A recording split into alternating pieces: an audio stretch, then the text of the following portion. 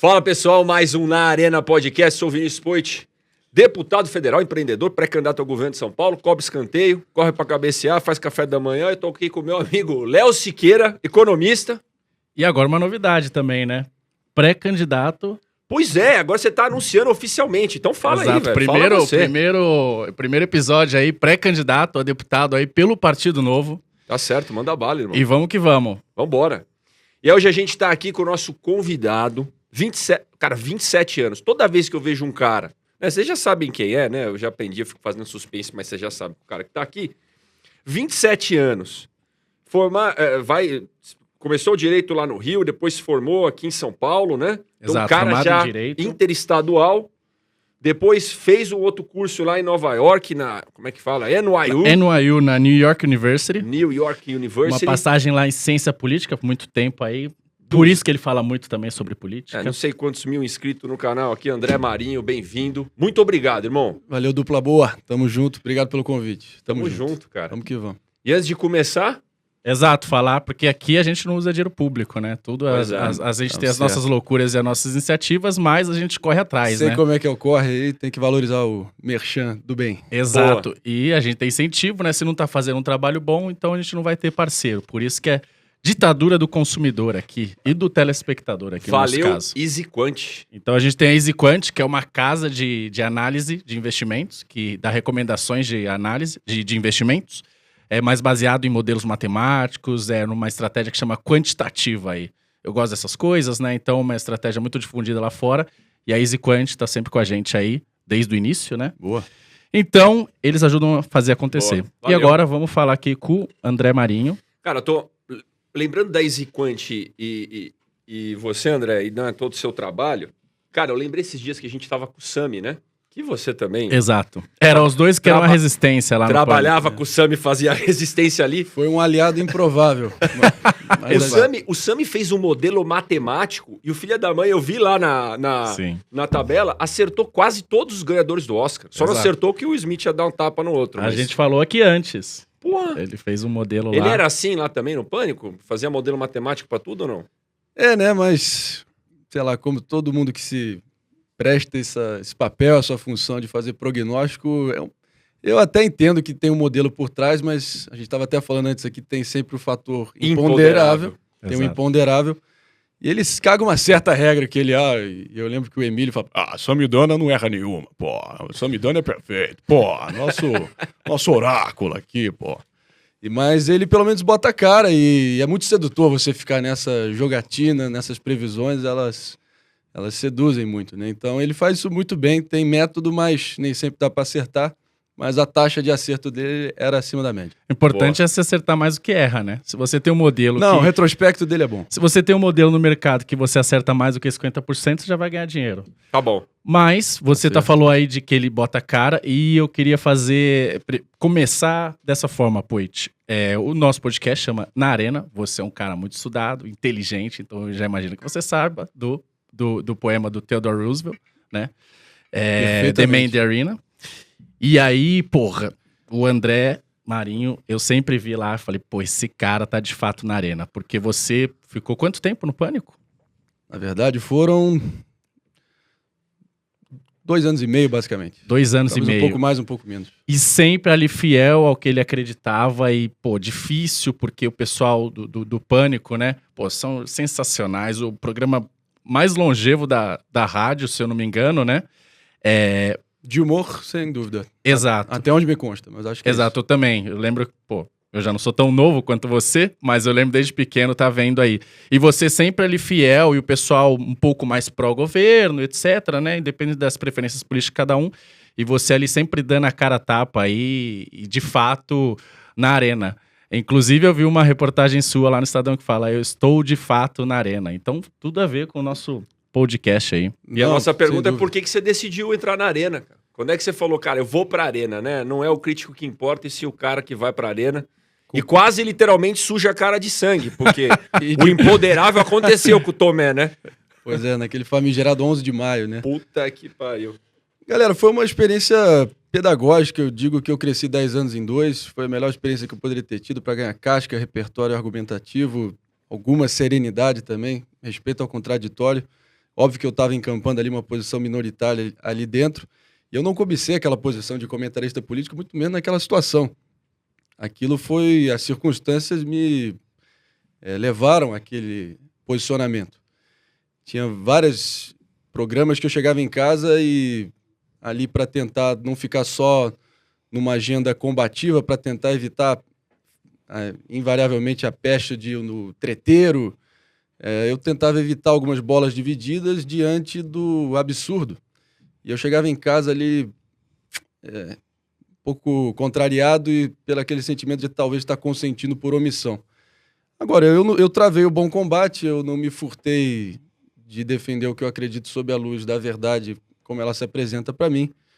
Agora, realmente aquilo lá, o Pânico é uma arena, porque não é quase que um faroeste, né? É uma anarquia desbragada, você Sim. é um personagem naquela trama, e na medida que é um vendaval de rótulos, de pilha, né?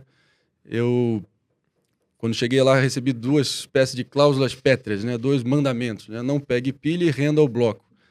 E em render o bloco, acho que ninguém pode tirar de mim que eu rendi. Mas pegou Agora, pilha. acho que é impossível você, em algum grau, não pegar, mas também você vai... Eu fui desenvolvendo também eu fui alongando o meu pavio com o passar do tempo, e a nível pessoal foi a melhor experiência que eu poderia ter tido naquele momento, mas está no passado e só extrair as boas lições. A casca fica grossa, né? Se aquele fica, negócio, cara. o couro vai ficando grosso, a gente vai aprendendo para lidar com essas situações mais para frente. Quanto mais bate, mais cresce, e eu acho que logo na estreia da TV Jovem Pan, teve quase que um fim poético para aquele processo todo, né? Que foi numa escalada, num crescendo assim de tensão, de exposição, de hiperexposição em alguns momentos, 4 picos de hiperexposição, eu só estou constatando isso e não de uma forma pedante. Eu fui o número 1 do Twitter 4 dias dos 365 do ano passado. Então, só para vocês imaginarem realmente o furacão que eu me meti em alguns momentos ali. Mas foi tudo de boa fé, como diria Frank Sinatra, regrets I've had a few, né? Arrependimentos poucos. Boa. E só ficou as melhores lições nesse sentido. E é um pouco daquilo também, de você arriscar a própria pele. Nassim Taleb fala muito isso naquele célebre livro dele. E eu acho que essa frase, ou esse conceito, anda lado a lado com esse poema atemporal do 26º presidente americano, Teddy Roosevelt, que era um baita desbravador. É outro nível, tá vendo? O cara sabe até... Não, falar se o cara 26º. conhece. Não, ele era, ele teve até uma experiência desbravando aqui o Brasil, já na pós-presidência dele. Foi ele que pegou febre amarela Exatamente. lá no rio, no Amazonas, né? Perfeitamente. Aí, ó. A gente conhece também, Mandou viu, bem, irmão? mandou bem nessa. Tem lá no museu, lá em Nova York, tem a carta dele, os itens pessoais dele. Eu acho que é no Museu de História da Arte Natural.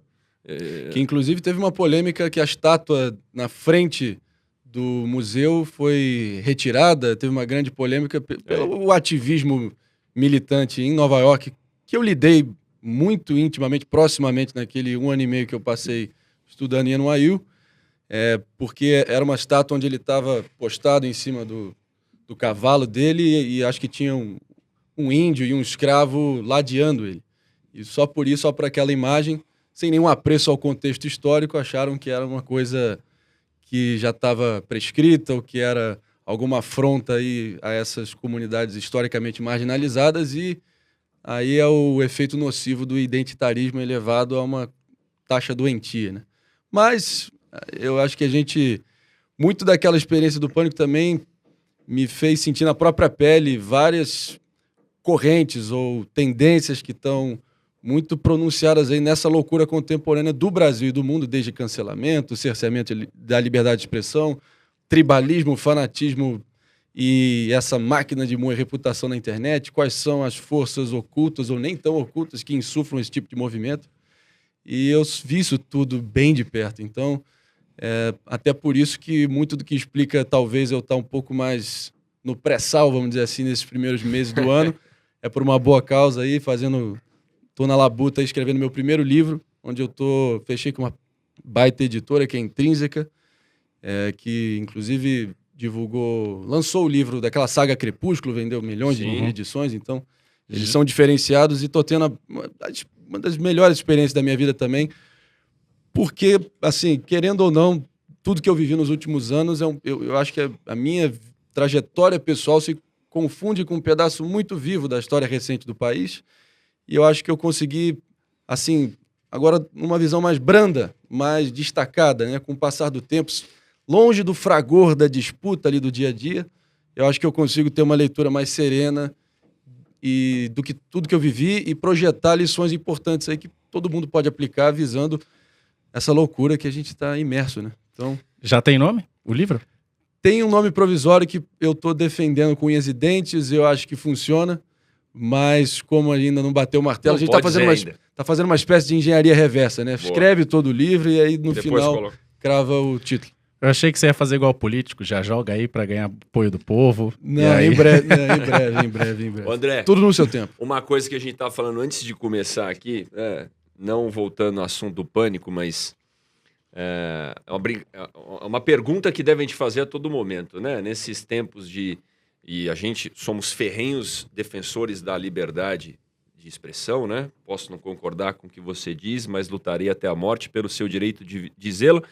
E essa frase não é do Voltaire, é de uma biógrafa do Voltaire que escreveu. A Clarice Lispector. Ela, Clarice Lispector é o nome da biblioteca do Estoco, da minha escola. Mas Buffett. Essa frase... E aí, brincadeira tem limite ou não? Brincadeira tem limite. Eu tava lá no Pânico, só pro pessoal que assiste a gente aqui, sim. O outro cara do Pânico falou, não, tava falando do João Amoedo. Que eu tenho um baita respeito, um agradecimento aqui. Eu também tenho por você, a recíproca é verdadeira. Você é um grande quadro do nosso partido. Tá meio fragmentado. Obrigado, né? João. Nada.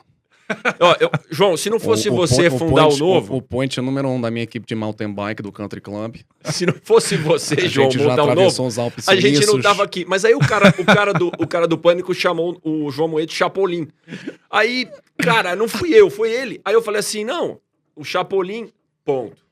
Você chamou o João de Chapolin. Eu falei, cara, na época da campanha, até o João brincava com ser chamado de Chapolin. Brincadeira tem limite ou não? Olha, até falando da minha experiência própria, né?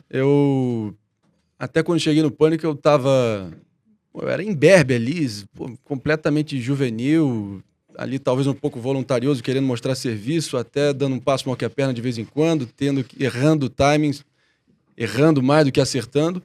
Mas só errando que você vai aprimorando e lapidando, e aí vai pegando a dinâmica daquele programa que, como eu disse, era assim, incessante, as fagulhas, as provocações, as interrupções. Isso tudo foi se agravando na medida que eu fui ganhando algum protagonismo naquela posição de voz dissidente. E eu aprendi ali, mas justiça seja feita, ali era uma tribuna livre, eu pude sempre defender o que eu acreditava, apesar de que o contexto nem sempre foi, vamos dizer assim, o patamar onde a gente partia, as condições, igualdade de condições, eu diria que nem sempre foi o que definiu ali a dinâmica do programa, né? Muitas vezes foi uma guerra assimétrica, as pessoas lá dentro achavam que era conspiração, mas muitas pessoas chegaram até me mandar, tipo assim, uma leitura objetiva dos decibéis da minha fala, era até reduzido o meu microfone em alguns momentos. Então, isso se torna sabe, é o mínimo, eu diria, para poder travar um diálogo em patamar equânime, né? Mas, assim, voltando à tua pergunta, acho que um tema que está muito candente depois da jogada, na minha opinião, patética do Will Smith.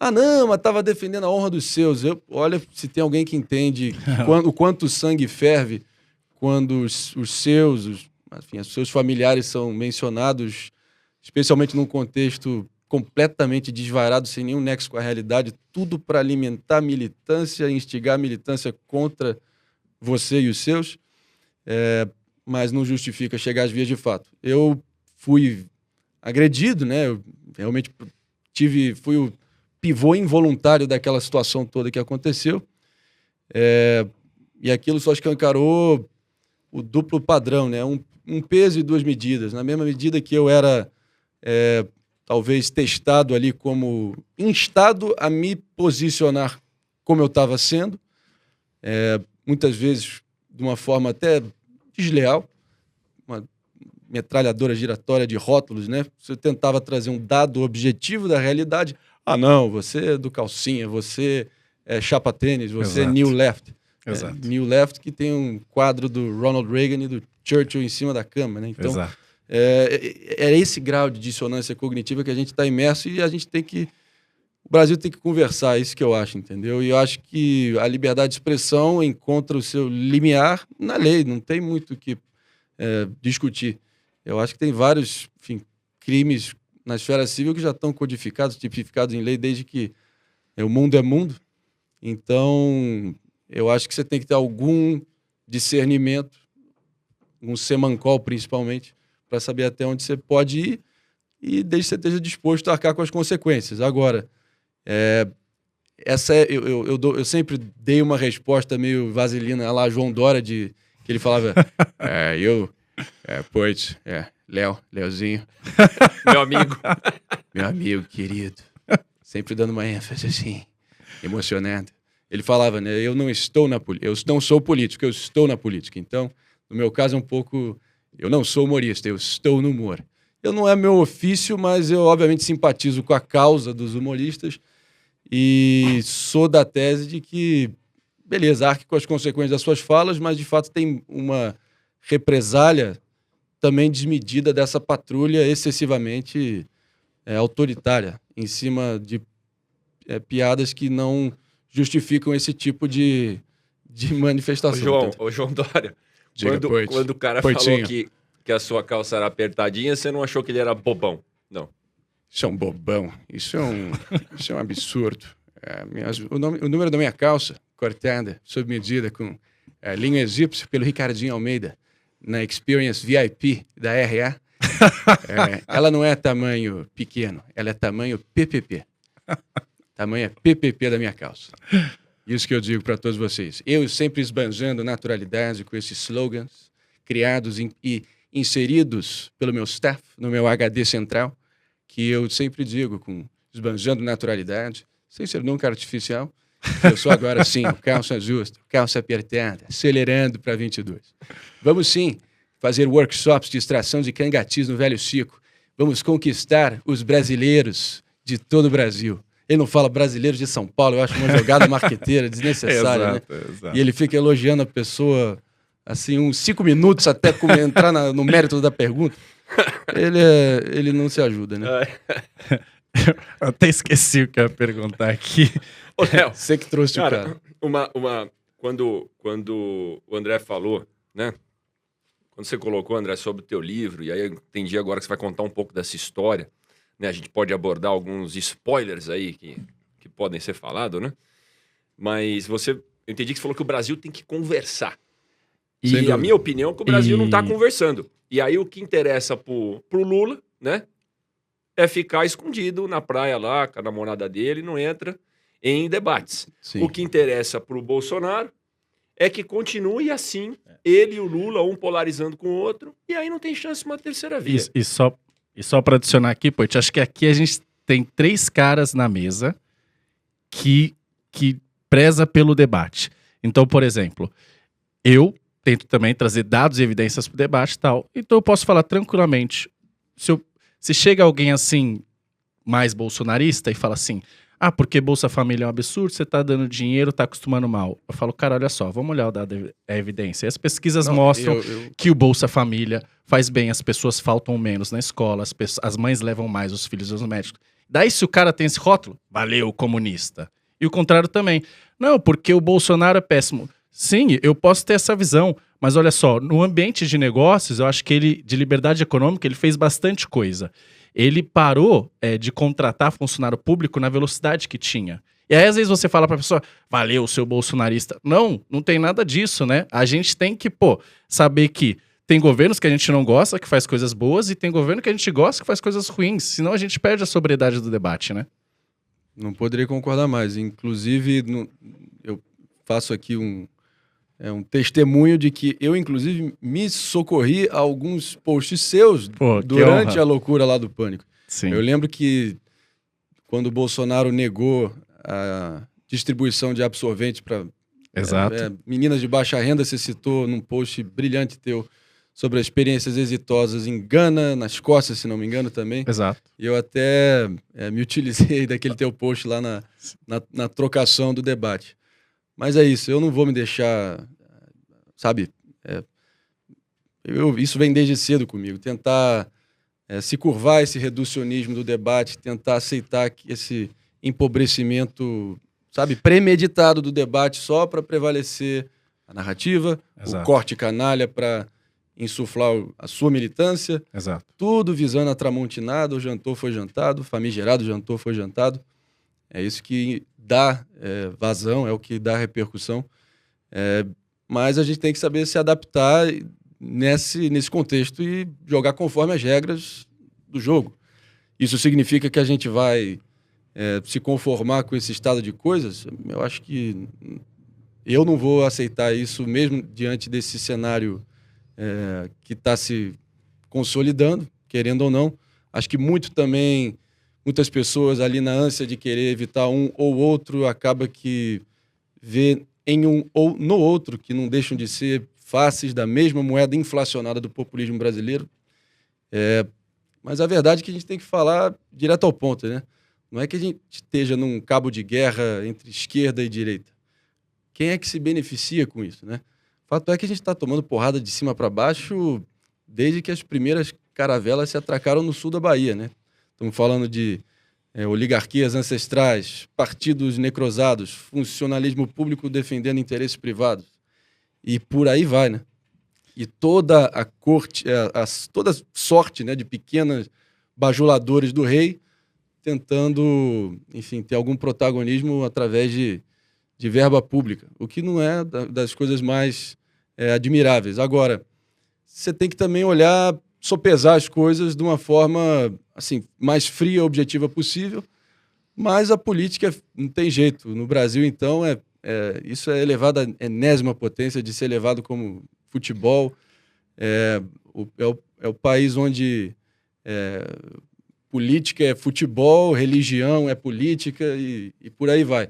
Agora, do lado dessas duas militâncias aí que estão se beneficiando, né? Essas duas bases, vamos presumir que elas partem de um patamar ali de entre 25% a 30%, e os indecisos ali, eu vi muito isso acontecer na eleição de 18, né?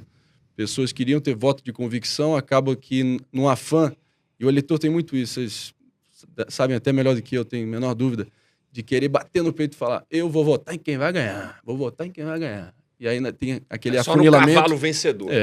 Quer poder bater no peito. Tem um pouco disso que, enfim, é um pouco do comportamento irracional do eleitor médio. E aí você vê esse efeito manada no final. Agora, cabe... Enfim, a terceira via também, quantas vezes eu advoguei por isso no ano passado, de que está tendo vaidade demais para voto de menos.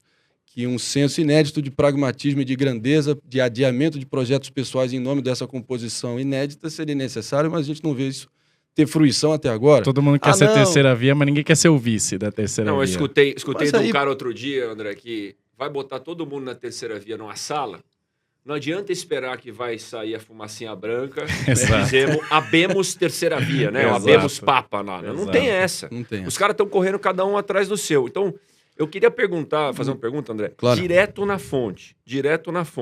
Pro Lula, tá? Olha. Ladrão, cara de pau, roubou esse país, assaltou a Petrobras, agora volta.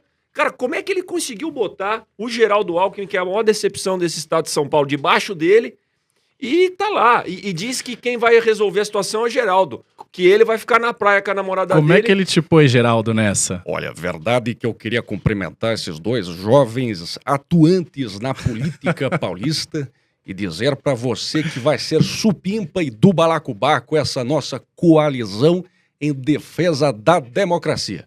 Não vou... E o cafezinho aqui tá padrão pindamonhangaba. Olha, vou até beber. Mas, Geraldo, você disse tudo que você disse sobre o PT, como é que você tem coragem de se chamar de companheiro Alckmin agora? Para você ver a necessidade de haver uma concertação de forças. Você vê que ele faz assim o Alckmin. Uma concertação inédita pela democracia. Nós não vamos aceitar esse tipo de provocação. Não vou cair nessa. Precisamos de serenidade, de pacifismo, de grandeza nesse país. Então você topa tá junto com o ladrão. Você vai vir com essa cara de colonizador pra cima de mim.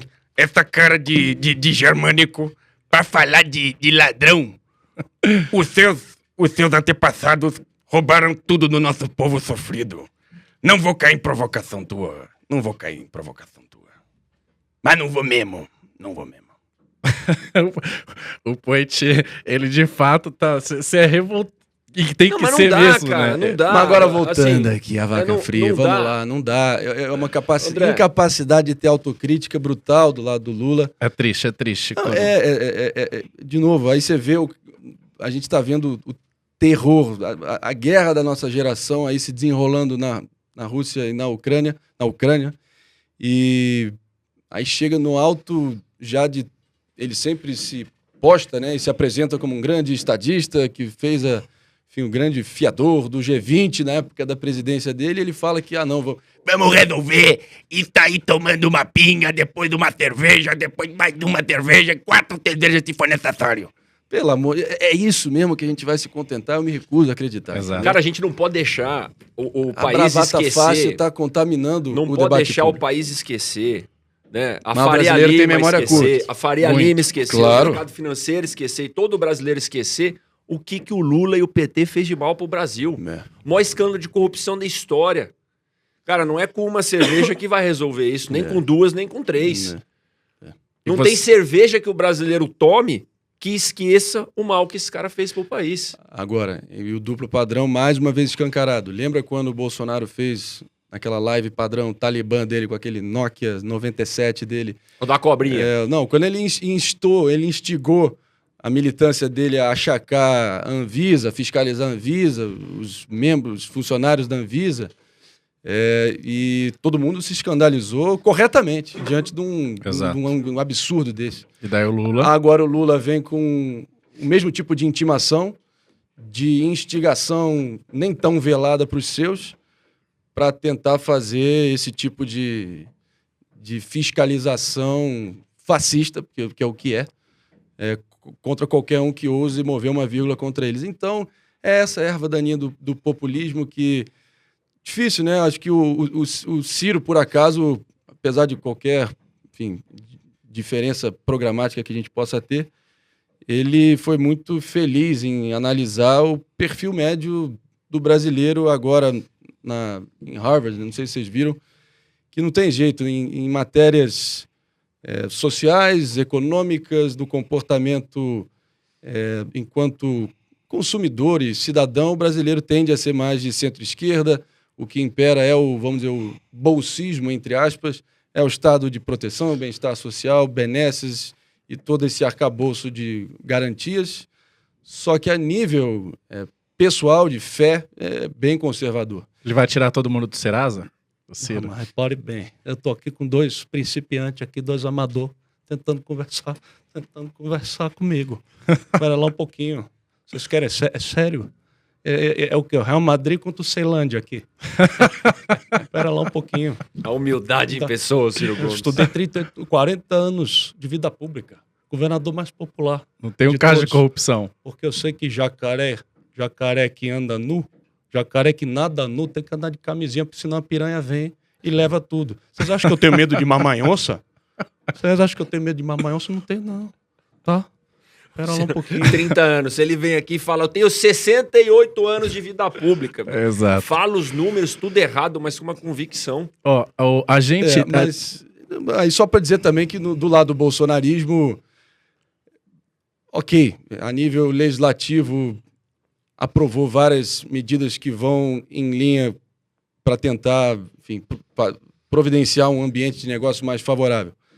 Mas tudo bem que essas reformas também, micro e macro, especialmente no âmbito macro, foram extremamente faltantes, Vocês têm que concordar comigo. Reforma tributária não veio, reforma administrativa não veio, Tudo privatizações tudo não por veio, cálculo. diminuição Tudo por de cálculo. ministério não veio. A EBC Tudo que continua prometeu lá. não veio. Algumas micro vieram. Ali no Ministério da Economia com o Carlos da Costa, alguma abertura de mercado aqui, ali. E para você, Mas faltou muita para coisa. você colher os frutos disso, tudo bem que isso ainda passa por um processo, enfim, de incorporação institucional e efetiva absorção pela sociedade, né, de tudo que foi aprovado. Agora, na prática, eu sempre tento ser um realista, um pragmático hoje em dia, cada vez menos afeta esse tipo de essa conversa rasteira e de rótulos incessantes. Como que isso ajudou a sanear as contas públicas brasileiras? Como é que isso ajudou a, de fato, alavancar o crescimento brasileiro sustentável? Sabe, eu acho que também você tem que sopesar e fazer uma análise de tudo isso. Fora que o perfil do bolsonarismo é o movimento mais farisaico que eu já vi na minha vida, né? Farisaico. Farisaico. Farisaico vem da onde? De fariseu, da Bíblia, o cara que prega uma coisa, mas faz outra, né? É patriota prestando continência para a bandeira yankee, americana. Yankee é bem é termo de esquerdista, né? Mas vocês entenderam. Cara, eu não tenho como É não que fazer nem- uma pergunta, sobre isso. É militar que sobrevoa ao aeroespaço em aeronave oficial com cocaína não. nas catacumbas da aeronave. A gente está falando também de médico que receita placebo. É crente que se mete em suruba. Então, meu Deus do céu. E ó, esse negócio do fazer justiça aqui, porque eu sou cristão, né, acredito em Deus, defendo todos esses valores, mas isso que o ministro da Educação fez lá, né, com o pastor, favorecendo um ou outro com emenda que era amigo do pastor, não tem a mínima condição, só para deixar claro. Mais um Agora, farisaico aqui, ministro da Educação analfabeto, sim, que escreve sim. impressionante com Agora, C. o presidente Esse é o Bolsonaro, bolsonarismo. tem uma pergunta que tava assim, cara, eu tô, né? Presidente Bolsonaro, para menina de baixa renda não tem absorvente, Exato. mas pro pessoal do Exército tem Viagra, é isso? Olha só, prezados Poit, prezado Léo Siqueira, satisfação estar aqui com você. Meus contemporâneos de Academia Militar das Agulhas Negras, eu sei que vocês dois aí se utilizaram muito do azulzinho. Não vem igual os seus olhos azuis. O azulzinho, aí eu sei que tu é chegado no azulzinho aí, tá ok? Então não vem com esse tipo de em verdade, parar comigo, tá certo? Até porque nos anos da presidenta Dilma, estavam distribuindo a torta e a direita também para os marinheiros, para os fuzileiros naval. Para mirar o canhão deles bem ereto para os nossos rivais. Então, eu não vou aceitar esse tipo de provocação, tá ok? Ponta firme, né? Tem que ser ponta firme. Esses são os meus militares, tá ok? Não vão nos decepcionar. Assim que o exército boliviano chegar com suas arabatanas, estaremos prontos, erguidos, impostados, para defender a pátria brasileira, tá ok? Tá ok. Tá explicado. Né? É isso mesmo. Cara, Mas, enfim, cara, foi isso que eu mencionei, é um pouco sintomático também dessa loucura contemporânea que a gente está vivendo, porque se tem alguém que tem todos os motivos, um passivo e um passado pessoal junto ao atual presidente, sou eu. Mas ainda assim eu sou capaz de ter algum destacamento e notar o seguinte, de fato a mídia também não se escandalizou e entra em faniquitos quando sai uma notícia dessa, que de fato o próprio governo federal nos anos Dilma providenciou aí para a Marinha quase 1000 Viagras em alguma determinada missão. Eu cheguei a ler isso, entendeu? Não, eu entendi Então, que tem um outro fim e tal. A gente tá... Agora, prótese peniana, isso é real, não é possível. Não, isso eu não vi. Isso aí deve ser pro Mourão aí, que é um puta de um pé no saco aí. É uma marica. A gente tá falando, eu entendi que o efeito do Viagra é outra coisa aí pro exército. Mas, cara, a gente tá falando dos extremos, né, Léo? uhum. E teve a Brasil Conference aí, Sim, lá em tal, Harvard. encontro. Você comentou do Ciro lá. Mas teve outro cabra que foi lá e que não deixaram ele concluir, não deixaram ele falar, né? Que é o senhor Sérgio Moro. Então eu queria perguntar, entender, Léo, pro Moro, porque, cara, na boa, vamos fazer uma política diferente, vamos fazer uma política honesta, com princípios e valores fortes, foi pro Podemos. Sai do Podemos, vai pro União. Vê quem tem mais. Como é que é isso? E aí foi lá e te cortaram a fala. O cara parece que estava defendendo o Lula lá e te cortou a fala. Olha, Poit, sei se já percebeu que estou avançando nas minhas aulas que eu tive de fono, né? De também me impostar. Estou fazendo uma mãozinha assim. Claramente estou tentando abaixar meu tom de voz para não parecer tão fanho quanto eu era antes. Mas estamos fazendo os esforços necessários para nos viabilizar. E eu não aceitei esse tipo de provocação também. E claro que foi uma armadilha e nós estamos já acostumados com esse tipo de subterfúgio que estão usando contra a gente. Moro, não deixa quieto. Os caras falaram num grupo. Se fosse qualquer outro candidato à presidência, até o presidente Bolsonaro, Se fosse o Ciro, ia ser na Cirão da bala. massa, ia levantar e ia sair gritando sem microfone mesmo. O cara cortou seu microfone, você tem que se colocar, pô. Mas aí eu vou ter que falar aqui, fazer um depoimento pessoal. O Moro, apesar de a trajetória dele na magistratura, é eloquente, fala por si só, incontestável até onde a vista alcança. Óbvio que teve vícios processuais na atuação dele, mas isso não apaga em nada que o Palocci devolveu bilhões, a maracutagem do Gedel Vieira Lima, o modelo central de corrupção endêmica instalado pela máfia cleptocrata do PT. Isso não... Agora, acabou que... Eu acho que, na minha opinião, o que mais foi... que me tomou com desilusão foi o fato que o Bolsonaro elevou ao estado de arte o combate à corrupção.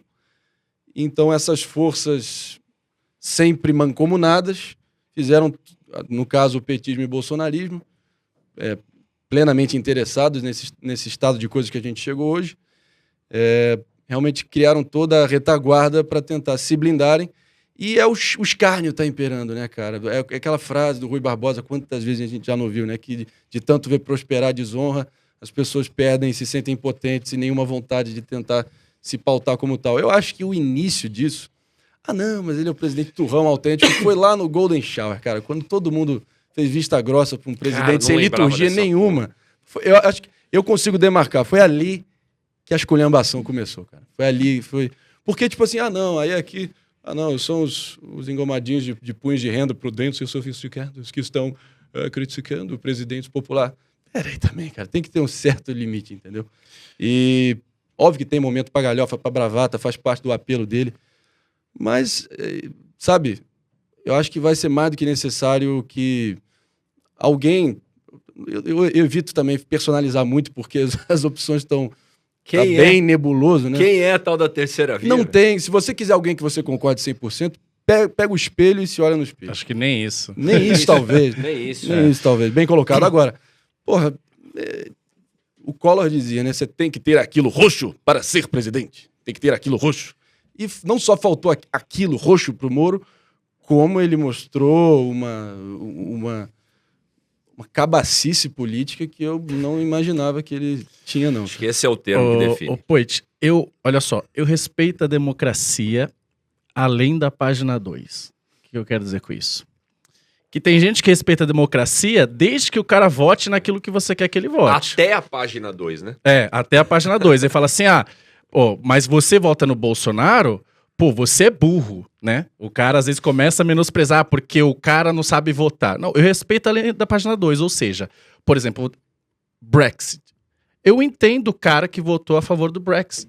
Então, eu acho que não deveria ter, mas o cara tem uma realidade ali que é diferente das demais.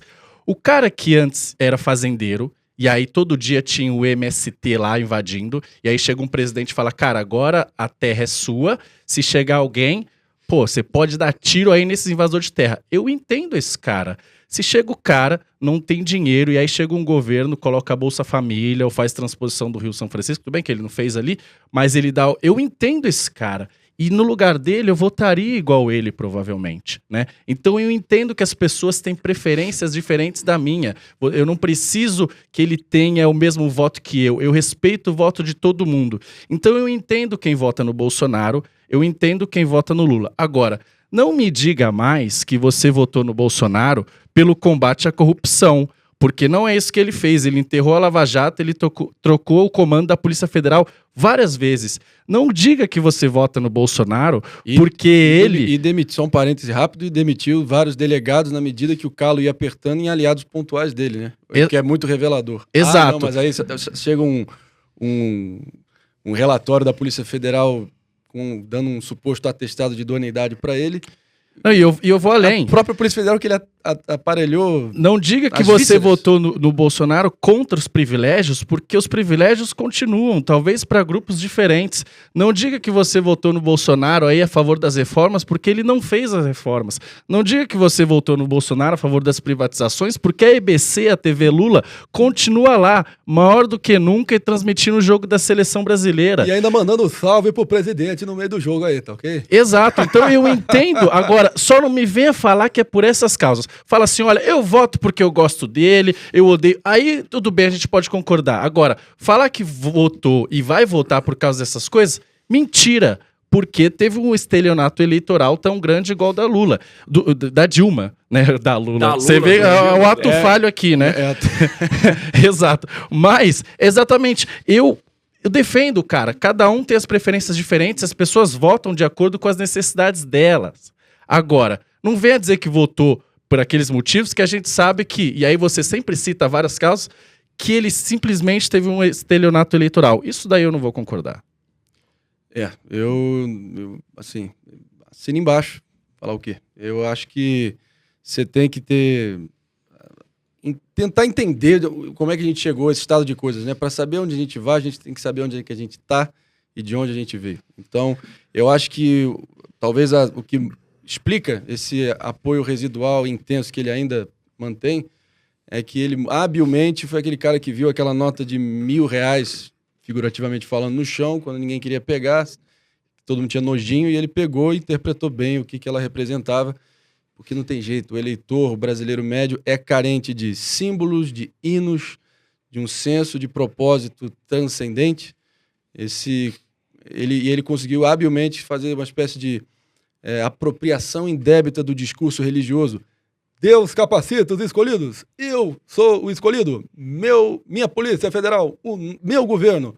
Também tem esse lado patrimonialista de visão de Estado dele, que ao invés de ver a política como um exercício nobre de doação temporária ao poder, é a apropriação indefinida do poder. Então isso para mim é a maior traição dele. Assim como o Lula se ergue na suposta...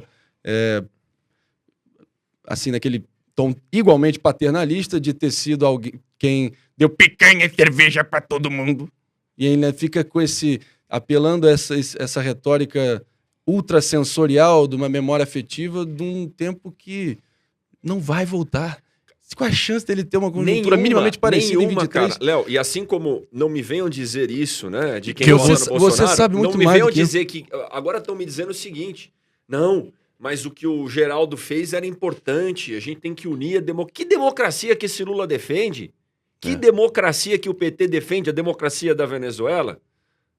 A democracia de ditadores sanguinários do Brasil? A democracia de Cuba?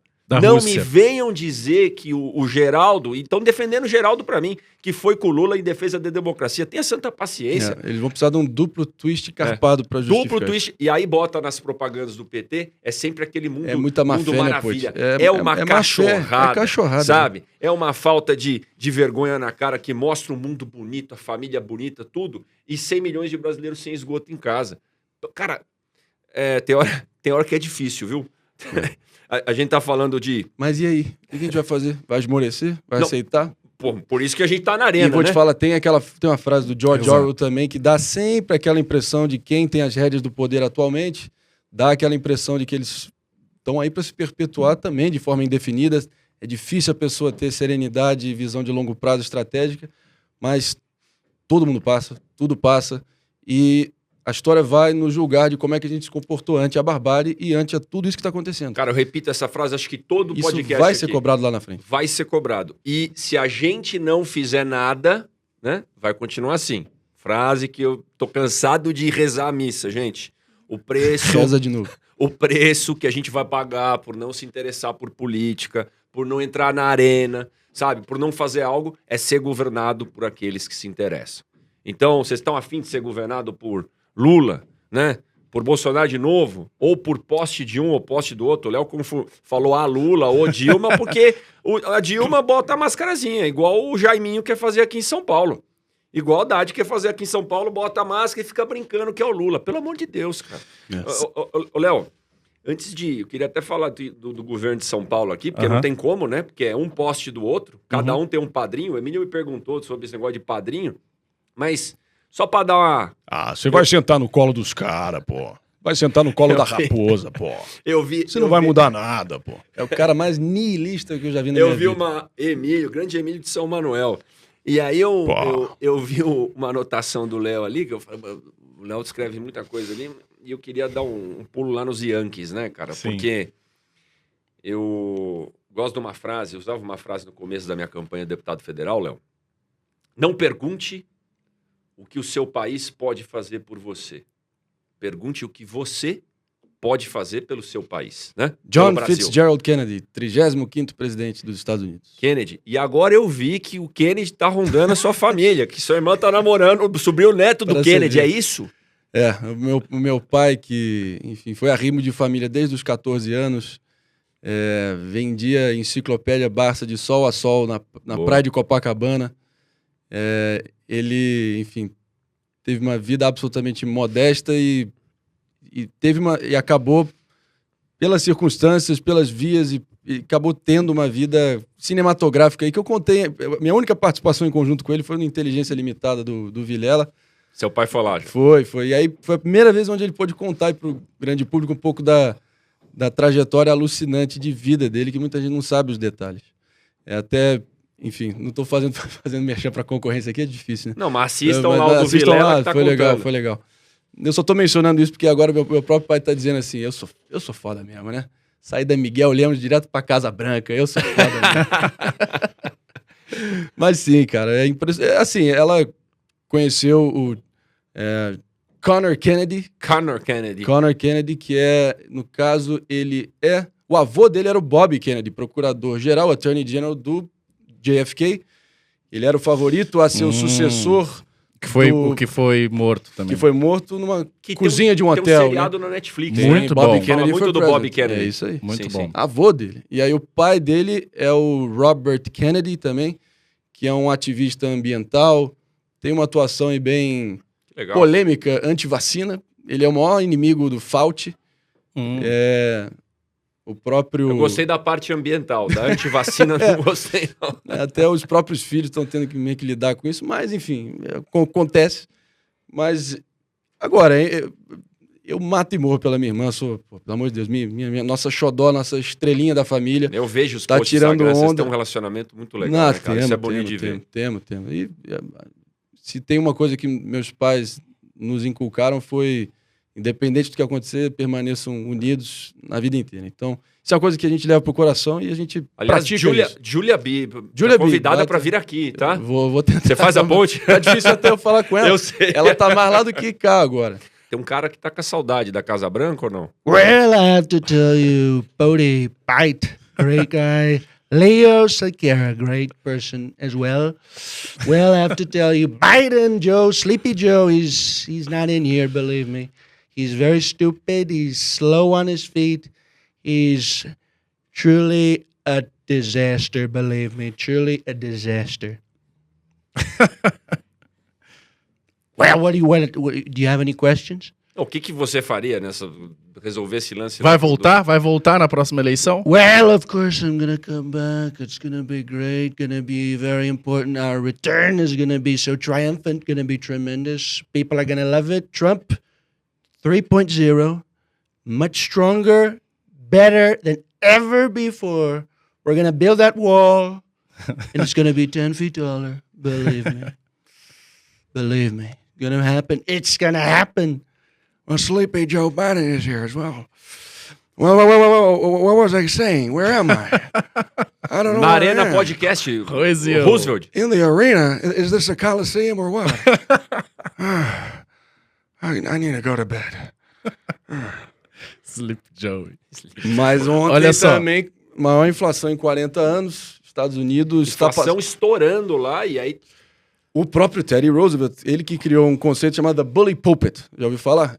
Não. No púlpito do presidente, você pode ser uma espécie de bully. Não no sentido pejorativo de ser um valentão É do mercado hostil. ser bullish? Ou não? Não. É de Também não. você ser propositivo, de você propor a agenda, de você, sabe, definir as prioridades do país e usar o poder que a presidência americana tem para tentar nortear os caminhos da nação. Acaba que o Biden realmente... Sabe, para você fazer imitação, uma coisa que eu, com o passar do tempo, aí, de ter esse repertório todo que eu fui alimentando com o tempo, você tem que ter um mínimo de empatia com o personagem. Mesmo imitando pessoas que eu discordo politicamente, você tem algum trejeito que você acha engraçado ou que você tem alguma mínima identificação, você acha que isso ressoa com você de alguma forma. Agora, no próprio Biden, eu não consigo nem... Assim, o próprio Obama, que eu tinha várias divergências, é um cara que... tinha o Obama swagger, né? As pessoas até elogiavam o vinco da calça dele. Ele era um cara cool, ele definiu cool para uma geração. Ele tinha porte, a oratória dele era brilhante, ele fazia pauta. Well, I have to tell you that Barack Obama is here. Ele fazia até uma cantiga de criança parecer algo épico, né? Não sei se vocês lembram. Tipo ele... Humpty Dumpty sat on a wall. Humpty Dumpty, he had a great fall. Era assim mesmo. Ele fazia umas pausas dramáticas. Então, nesse sentido, Era dava assim para admirar ele. O Biden não tem nenhum valor afirmativo, nada que eu consiga admirar nele, entendeu? Não, é o septuagenário dócil ali, baba-gravata. Mas não pode perder de vista o poder que os Estados Unidos ainda têm de ser o fiador da paz mundial e ainda... Enfim, acho que os próprios números estão escancarados, crise migratória sem precedentes, a inflação atingindo patamares de 41 anos, recorde. Ele é o Jimmy Carter da nossa geração, né? Eu acho que eu adoro história americana. Eu lembro que assim, o Reagan contra o Carter em 1980 tiveram um debate só. E o Reagan mandou muito bem, né? Inclusive no discurso de encerramento, né, do debate, as considerações finais, candidato, que você vai ter muito esse ano, vai ter que ele para fincar a estaca no coração, para defender seu último ponto. Ele fez aquela célebre frase, né, do Well, are you better off than you were 4 years ago? Vocês estão realmente melhores do que há 4 anos atrás? E essa pergunta tem que ser feita aqui também para todo mundo. Exato, né? exato. Vocês estão melhores do que há 4 anos atrás? Com certeza não. Mas aí vão falar que é o Covid, mas com certeza não. Foi para todo mundo o Covid. Exato. Mas, enfim, eu só estou mencionando isso porque aí no voo de volta, quando o Reagan foi fazer um dos últimos comícios da campanha, assim como hoje em dia, não sei se você viu que muitos americanos estão gritando Let's go Brandon, em relação ao Joe Biden agora. Em vários comícios, vários estádios de futebol hiperlotados estão gritando Let's go Brandon, que é meio como se fosse teve uma declaração que era F. Joe Biden, que acabou sendo mal interpretada ali numa entrevista de NASCAR, que viralizou com um corredor de NASCAR, onde ele achou que Fuck Joe Biden. Era Let's Go Brandon. E ele estava ouvindo a torcida gritando F. Joe Biden, e ele entendeu que era Let's Go Brandon, e acabou criando, virando esse meme, né? Let's Go Brandon é a versão escamoteada, subliminar, nem tão subliminar, do F. Joe Biden. Aí, no caso do Carter também, numa pergunta para o Carter nesse debate, perguntaram com quem você se assessora sobre as questões da guerra nuclear? Quem são as pessoas que te dão, que te orientam nesse tema? E ele falou que era a filha dele, Amy, que era a geração dela, que vai... E ele era eu não sei se vocês lembram, mas ele era um governador que era um fazendeiro de amendoim da Geórgia, pacato, e o Reagan era o cowboy bélico que, enfim, estava ali peitando a Rússia.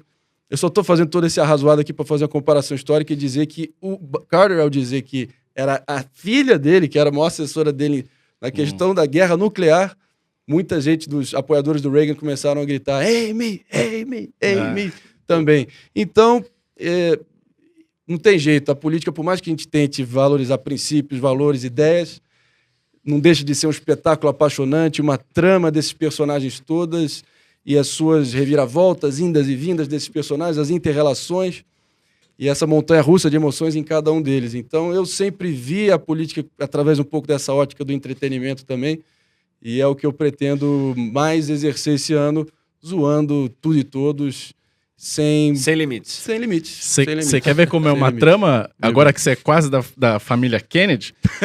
O Kennedy foi o primeiro, foi na época dele que começou os debates presidenciais televisivos. E daí ele foi com o Nixon. E daí o cara foi passar o pó, né?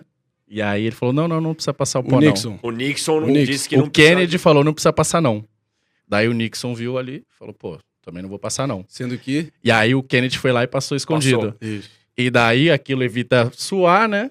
E aí o Nixon apareceu lá suando. Que então tava deu, todo acabado, né? então deu a ideia de que ele tava despreparado, nervoso. Dizem, né? Dizem que ali fez uma grande diferença. Por acaso... Kennedy olhou pra um lado e tocou pro outro, então. Exato. Não, Deu uma de bruxo.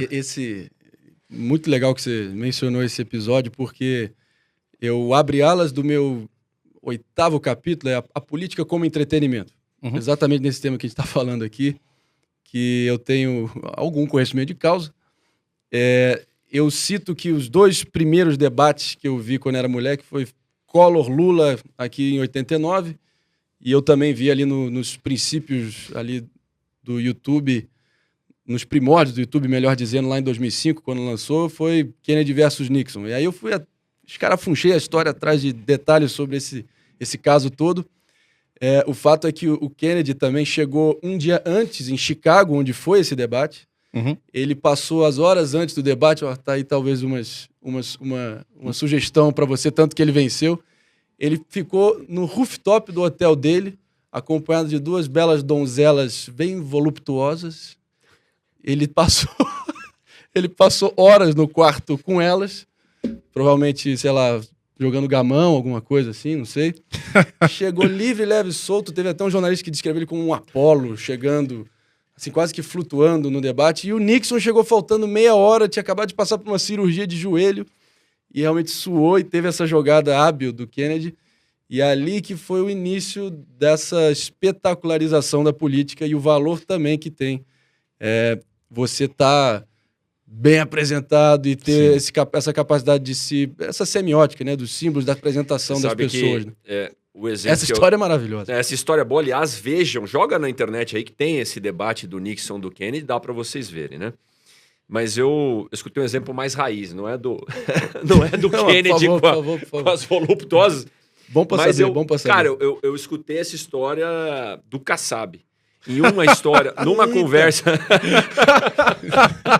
Essa eu não esperava, hein? Acabou a entrevista aí. Não quero saber essa Não, eu falei, vergonha. ô Kassab, Acabou a entrevista. ô Kassab, qual a diferença, né, da campanha de um deputado para um pré-candidato ao governo do estado de São Paulo? Ele falou, cara, é mais inspiração do que transpiração. É importante você estar bem, cara. É importante estudar o estado. É importante, antes de um debate, dormiu bem, se concentrou, estudou. E aí eu lembro que até falou assim, ele falou, quando que você vai no Pânico, Poit? O dia que você for no Pânico, você acorda, você toma um cafezão da manhã bom, lê o jornal, se prepara para você estar bem pro debate. É uma outra versão do que você me contou do Kennedy. Mas é isso. Mas é isso, olha a diferença. Agora, Léo, rapaz, eu fico indignado com isso que está acontecendo com essa polarização no Brasil, né? Voltando para vaca fria, já que eu fui de Kennedy a Kassab, nós vamos de Biden para Lula aqui, entendeu? Boa. Cara, é inacreditável. E aí nós vamos falar do nosso estado de São Paulo. Do nosso estado de São Paulo, que você está aqui agora também, né? Eu acho que é carioca, mas se considera um Não, mudei meu título de eleitor. O que acho que é o atestado definitivo de ser paulista. Você mudou o título e conhece São Paulo. Tem casa São Paulo, né? Tem casa São Paulo. Tá bom. Só para deixar claro uma questãozinha aqui. É um carioca que veio que conhece São Paulo. Mas... Porque tem gente que nem pra time de São Paulo torce. Mas o que eu quero te perguntar é o seguinte, cara. O Haddad não bastou ser poste do Lula em 2018, agora quer ser poste do Lula em 2022 em São Paulo também. E aí foi essa pergunta que o Emílio me fez. Pô, não foi o Emílio, foi outro rapaz do Pânico lá que eu não tô lembrado. Mas, Poit, você não tem padrinho nenhum, né? Você quer ser governador de São Paulo, mas você não tem padrinho. O Haddad tem o Lula de padrinho. O Tarcísio tem o Bolsonaro de padrinho. Rodrigo tem O Rodrigo tem o Dória de padrinho. O Márcio que fala tem o Lula de padrinho também, porque o Márcio e o Haddad estão brigando para ver quem é o filho preferido do Lula, né? Não, Sim. sou eu, pai, sou eu. Então, eu não tenho padrinho, eu tenho São Paulo. Eu não sou o candidato do Dória, do Lula, do Bolsonaro. Eu sou pré-candidato de São Paulo. E aí eu queria te fazer essa pergunta, cara, como é que você vê esse apadrinhamento político, né? Cada um é poste do outro. São Paulo não precisa de um cara que seja palanque eleitoral de presidente nenhum. Não tem outra conclusão a não ser que vai trocar 6 por meia dúzia. É perpetuação do status quo. É você ter que prestar continência e sabe, receber as ordens e você pautar a sua atuação a partir de considerações mesquinhas e miúdas que só servem a um projeto de poder maior ou considerações políticas. Mas será que essa é uma questão endêmica, inescapável do nosso sistema político enquanto configurado como tal hoje em dia? Não sei. Acho que o próprio Bolsonaro também chegou lá e eu acompanhei intimamente esse processo, em tese sem padrinho, sem rabo preso. Acontece que um rabo preso quilométrico foi revelado entre a inauguração, a vitória, né, e a posse, que foi toda a maracutaia lá do Flávio Bolsonaro. Mas tá tudo dominado, Poit, não tem jeito. É possível, mas é possível isso, né? É possível sem padrinho, porque o Zema fez isso em Minas Gerais. É claro que tinha é 2% na pesquisa, foi eleito governador. A gente, dependendo da pesquisa, tem 2 ou 4%, dá para chegar lá em São Paulo. Agora, porque, cara, cada eleição é uma eleição, isso está nítido. E acho que o que está caminhando diante de todo o desalento, a tragédia, assim, o empobrecimento brutal, generalizado, é que o que vai ressoar mais, o que vai calar fundo no eleitor vai ser o discurso fácil eleitoreiro que vai, de novo, explorar a desilusão, o desespero com fins eleitoreiros. Eu acho que é isso que está posto, mas eu prefiro acreditar, espero que não seja ingenuidade minha ou idealismo em excesso, de que o brasileiro pode voltar aos seus sensos e ter uma visão, sabe, de entender de uma vez por todas que bota a luz em cima desse negócio, inclusão, vamos entender. Vamos. Que a ascensão social e a inclusão econômica vai ter que se dar por você, na medida do possível, tomar as rédeas do seu próprio destino. Não tem... acho que os anais da história,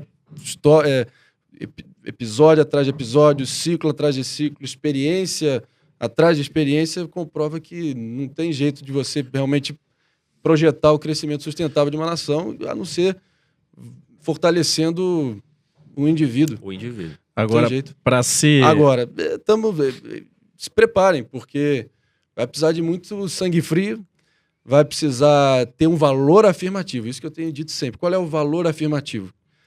Qual é o que te diferencia, além de ser nem Lula nem Bolsonaro, e você ser um cara idôneo, limpo e combativo? Isso não vai funcionar no Brasil, que cultua ainda, tem essa herança do sebastianismo, né? Do El Rei, do sujeito, como diz o Ciro, o sujeito messiânico que vai instalar um chicote e vai solucionar os problemas de todo mundo. Porque não vai. E não vai mesmo. Então, agora, para ser um pouco mais... Tem que ser afirmativo. Exato. Agora, para ser um pouco... A gente critica muito, né? Então, porque, enfim, a gente tá lá para apontar os erros e acertos e tal. Mas, para ser um pouco mais otimista, porque às vezes as pessoas falam muito para mim também, por que você vai se meter nisso e tal, né? Já tá tudo do jeito que é. E aí muitas pessoas falam assim, porque o Bolsonaro não fez nada porque depende do Congresso. Em parte é verdade, porque não adianta você ter o presidente que for, enquanto você tem um Congresso fisiológico, que a necessidade da população é a última prioridade. Mas em que base Mas em parte é mentira, porque a gente sabe que ele foi recordista de emenda parlamentar, orçamento secreto. Então, essa história de que ele não tentou conversar e dialogar com o Congresso, a gente já sabe que é mentira, ele liberou tudo, ele conseguiu inaugurar... E botou na cozinha dele, na gerência dele... Exato. O sujeito e também... Conseguiu colocar todos os presidentes da Câmara que ele quis. Ele fez até, acho que pela primeira vez, eu não tinha visto ele fazer podcast, nem acompanhei, mas vi um trecho aí que repercutiram pela primeira vez, que ele é das pessoas mais cínicas que eu já vi, inclusive. Ele foi o maior responsável por mudar assim, não é mudar, né? De soterrar, sepultar o idealismo de 2018 para o cinismo de 2022, que é Exato. o que está definindo essa eleição. Agora, ele botou na gerência um sujeito que nem o Ciro Nogueira e tá no partido Valdemar da Costa Neto. Tá Exato. tudo Tem dominado, foto com o Collor. só não vê quem não quer. Exato. Então, essa história de que votei nele porque acabou a mamata e vou votar, é mentira. Mas a mudança começa muito pelo Congresso também. Pelo Congresso. Então, esse é o ponto.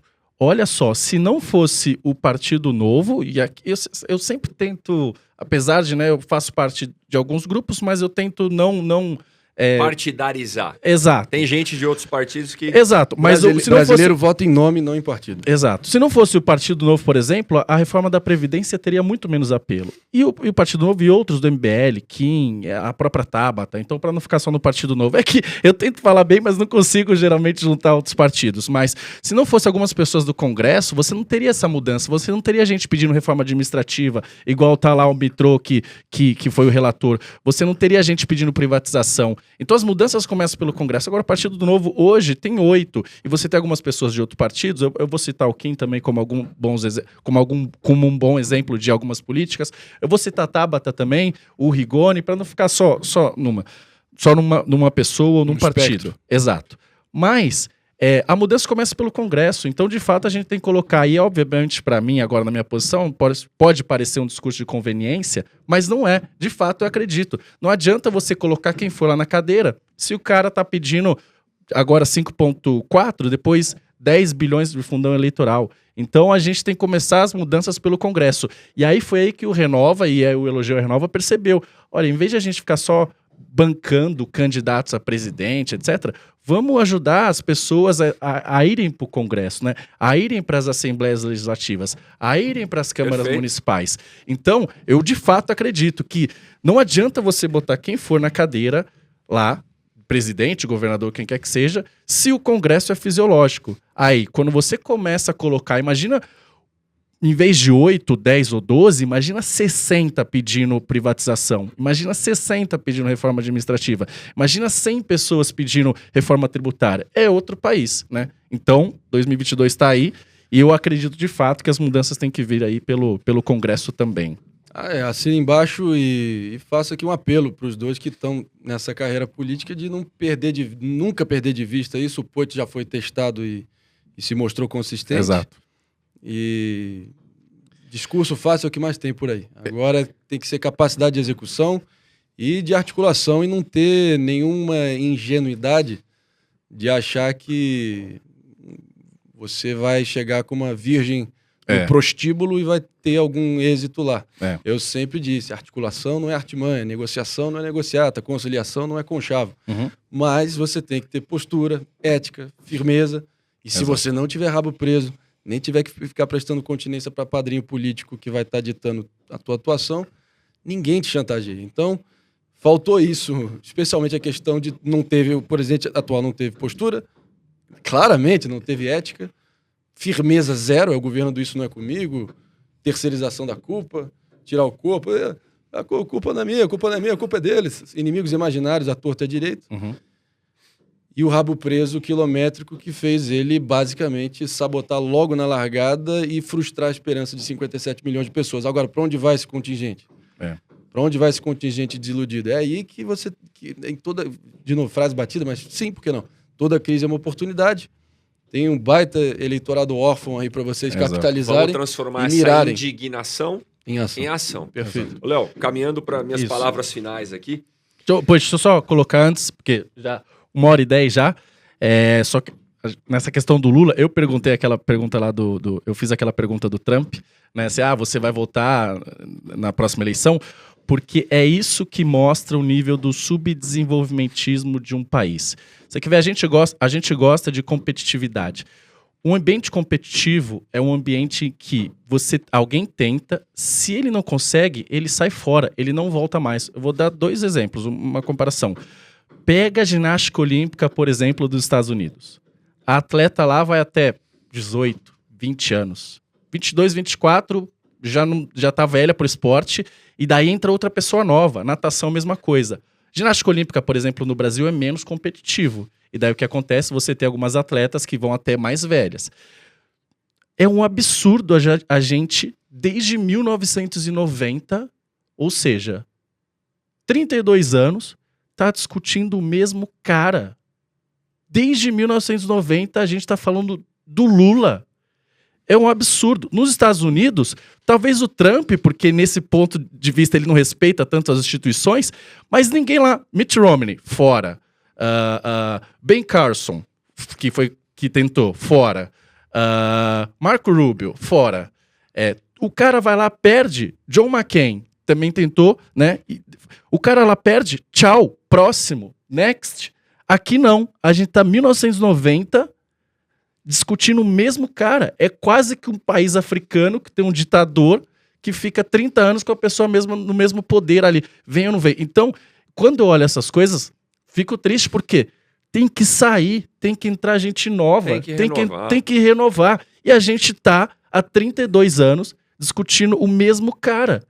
E eu falo isso do Lula, mas era com o FHC também. E é a mesma coisa em São Paulo, Léo. O mesmo partido domina São Paulo há 30 anos. Exato. E ou é Geraldo, ou é Serra, ou é... Então... Tem que ter renovação de poder por diversos benefícios que a gente sabe que tem. Então, esse mostra o nível do subdesenvolvimentismo. Não podemos esquecer o Jair, eu sou o centrão, Bolsonaro também, né? Acho que entra exatamente no mesmo balaio que você está colocando aí, 28 anos de atuação nula no Congresso, e que, enfim, capitulou aí para os caprichos do Centrão. Quando acontece isso, eu fico triste mesmo. E é a maior perpetuação aí do fisiologismo que está atravancando e ancorando o Brasil há tanto tempo. André, vai lá, Poit. Mas acho que também vocês têm, enfim, faço até mais um apelo aqui, que os liberais têm que fazer um esforço assim forte, direcionado, realmente empenhado para falar menos a linguagem dos tecnocratas, Concordo. dos bacharéis, dos acadêmicos. Concordo. Muita conversa abstrata. Concordo. E fazer um esforço realmente conjunto para tentar traduzir isso em pautas populares, porque Concordo. é o que funciona, é na Concordo. prática, entendeu? É explicar desde impostos indiretos que estão no consumo, que estão corroendo o consumo das famílias. É vocês adotarem quase que uma... O Poit fez isso bem demais em 18, né? Quase uma pegada de edutrenimento, de tentar pegar temas controvertidos, complexos e traduzir de uma forma lúdica. Fácil, né? A gente falou esses dias... falar de déficit fiscal usando a banheira do Gugu como exemplo. Falar de privatização, e aí, a gente falou, tava com o Zema esses dias... Você teve a votação que teve. E sem falar de... Não é privatiza tudo, tal, porque isso você passa ideia errada. Quando as pessoas, às vezes, escutam o termo privatização, acham que vai ter que pagar... Acha que vai ter que pagar pelo serviço de saúde. Não vai. A gente vai melhorar os serviços públicos. Então vamos falar mais da consequência. Agora, só para concluir, concordo totalmente com isso. E é aí que às vezes eu me diferencio, fico um pouco destoante de alguns que se dizem mais liberais, assim. Porque liberdade, liberdade, liberdade. É óbvio que eu defendo a liberdade. Alguém tem dúvida? É óbvio. Mas deixa eu falar um negócio pra você. O pobre, ele não tem liberdade em nada.